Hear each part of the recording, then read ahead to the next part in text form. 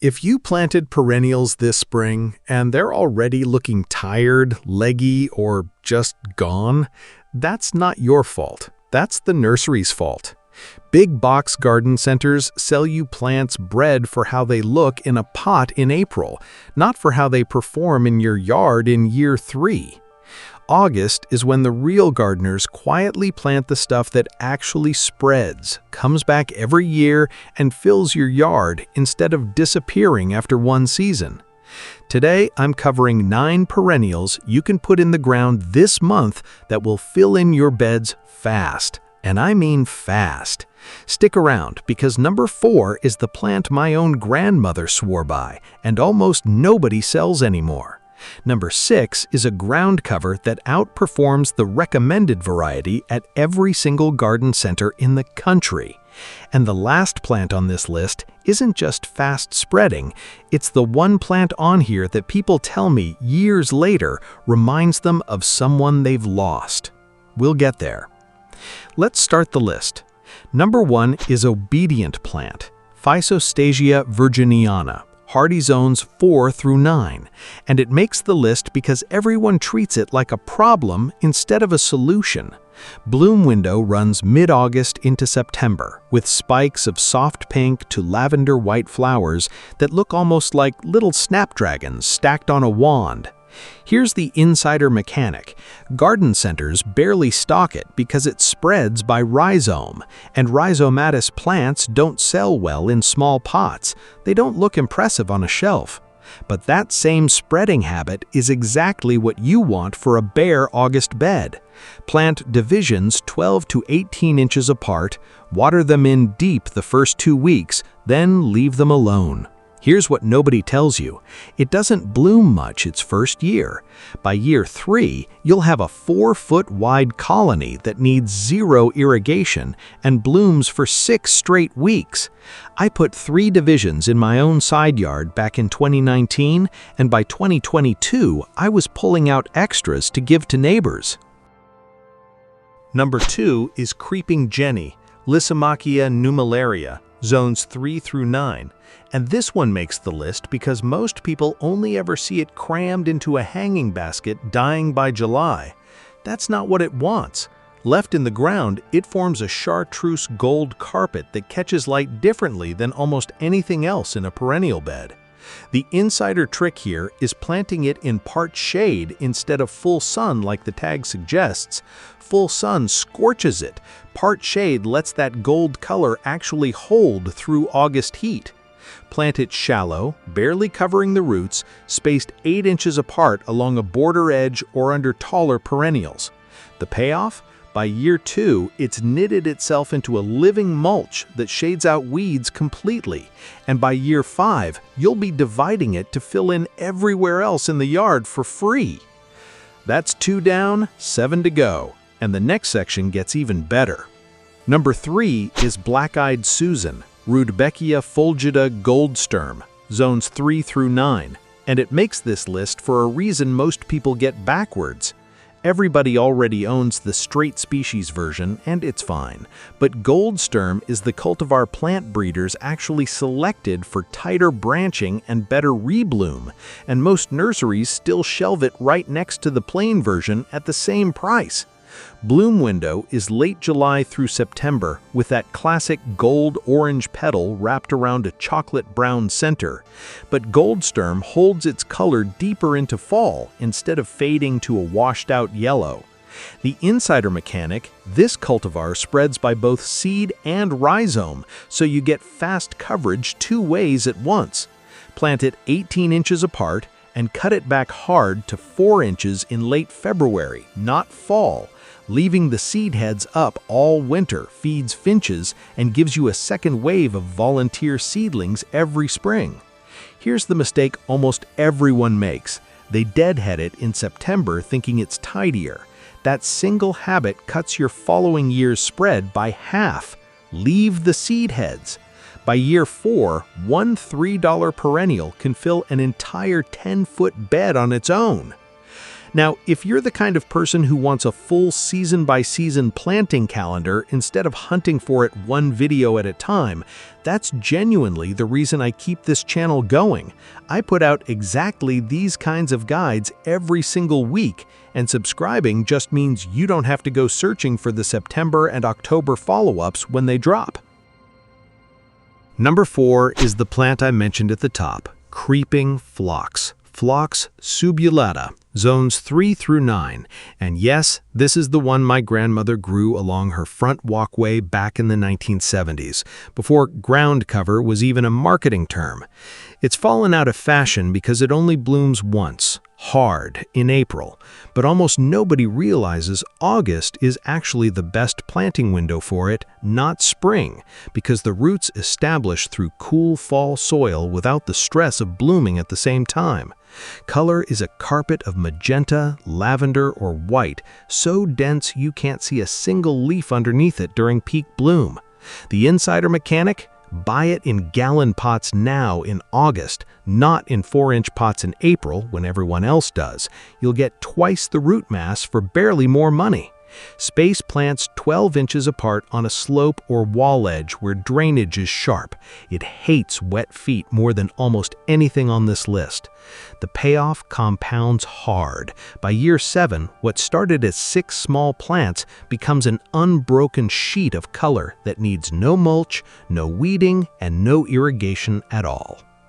Number 5 is lamb's ear, Stachys byzantina, zones 4 through 9, and it makes the list because people plant it for the texture and completely ignore its second superpower. Everyone knows the fuzzy silver leaves, soft as felt, but almost nobody plants the variety big ears, also sold as Helene von Stein, which spreads faster and almost never flowers, which matters because the flower stalks are what make regular lamb's ear flop and look messy by midsummer. Without them, you get a tight, silver-white mat all season instead of a leggy mess. The insider move? Plant it in the worst soil in your yard, the compacted, dry patch nothing else survives in, because rich soil actually makes it rot. Space divisions 15 inches apart and don't water it once it's established. Overwatering is the single most common way people kill this plant. In 3 years, that worst spot in the yard becomes the spot visitors touch first when they walk through your garden. Quick question while we're at the halfway point of this list, drop your state and your zone in the comments, along with which one of these 5 you already have growing. I read every single one, and it genuinely helps me figure out which of these plants are performing the same way across the country, versus which ones behave completely differently depending on where you are.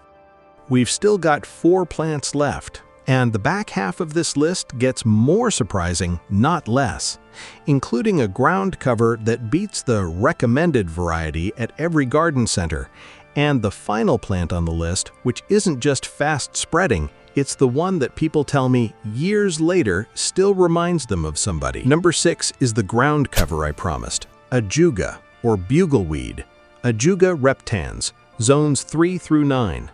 Here's the contrarian part. Almost every garden center sells the plain green-leafed variety, but the cultivar chocolate chip spreads faster, stays lower to the ground, and actually outcompetes weeds better than its bigger-leafed cousin. Yet it's rarely the one on the shelf because the bigger leaves photograph better on a plant tag. Bloom window is May into June, with short spikes of deep cobalt blue flowers rising just a few inches over bronze-green foliage. But the real value is what happens the other 10 months of the year. A dense, low mat that chokes out crabgrass and creeping weeds without you touching a bottle of anything. The insider mechanic? Plant it in part shade under trees or along a north-facing foundation where grass struggles anyway. That's the spot where Ajuga has zero competition and spreads fastest. Space plugs 10 inches apart and press them in so the crown sits right at soil level. Bury it too deep and it rots. Plant it too shallow and it dries out before it roots. By year 2, it's solid. By year 5, you'll be cutting sections out with a spade just to keep it from crossing into the lawn.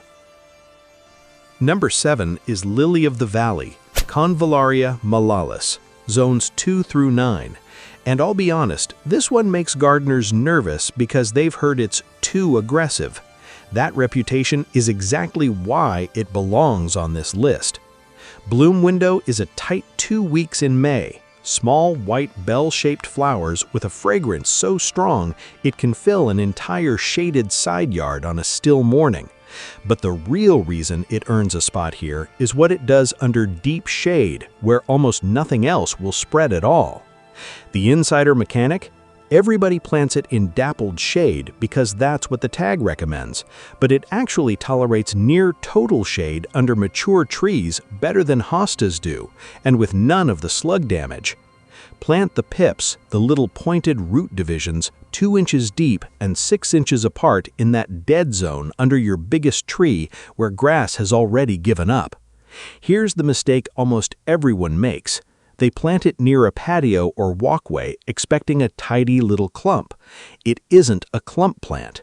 Give it the worst, darkest, driest corner of the yard instead, and by year 10, it will have carpeted ground nothing else could touch. We are 2/3 through this list now, and I still haven't gotten to the plant I opened this whole video with, the one that isn't just fast spreading, but the one people tell me years later still reminds them of somebody they loved. That one's coming up in the final section, so stay with me.